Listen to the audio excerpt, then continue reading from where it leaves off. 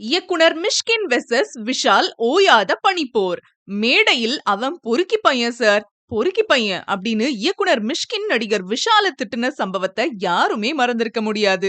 இயக்குனர் மிஷ்கினுக்கும் நடிகர் விஷாலுக்கும் இடையே என்ன பிரச்சனைன்னு ஊருக்கே தெரிஞ்ச விஷயம்தான். கடந்த 2017ஆம் ஆண்டு மிஷ்கின் இயக்கத்தில் நடிகர் விஷால் ஹீரோவாக நடித்து தயாரித்த படம் துப்பறிவாளன். இந்த படம் வெற்றி படம் தான். தயாரிப்பாளருக்கு நல்ல லாபத்தை சம்பாதிச்சு கொடுத்துச்சு.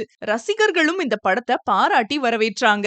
அதுக்கப்புறம் துப்பறிவாளன் 2 படத்தை எடுக்கலான்னு வெளிநாட்டுக்கு போனப்பதான் நடிகர் விஷாலுக்கும் இயக்குனர் மிஷ்கினுக்கும் கருத்து வேறுபாடு ஏற்பட்டு அது மிகப்பெரிய சண்டையில போய் முடிஞ்சிருச்சு.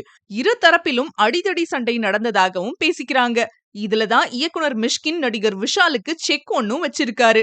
இனி துப்பறிவாளன் 2 படத்தை தானே இயக்குவதாக நடிகர் விஷால் அறிவிச்சாரு. ஆனா மிஷ்கின் அந்த படத்தோட கதை என்னோடது, படத்தோட காப்புரிமை என்கிட்ட இருக்கு, NOC சர்டிபிகேட் கொடுக்கணும்னா 4 கோடி ரூபாய் நடிகர் விஷால் கொடுக்கணும் அப்படின்னு இயக்குனர் மிஷ்கின் டிமாண்ட் பண்ணதா கோலிவுட் வட்டாரத்துல தகவல் ஒண்ணு வெளியாகி இருக்கு.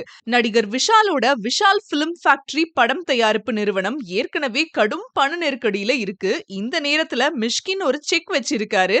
இதுல இருந்து விஷால் எப்படி மீண்டு வர போறாரோ. இது போன்ற மேலும் பல செய்திகளுக்கு ஜியோ நியூஸ் தமிழ் சேனலை சப்ஸ்கிரைப் பண்ணிக்கோங்க.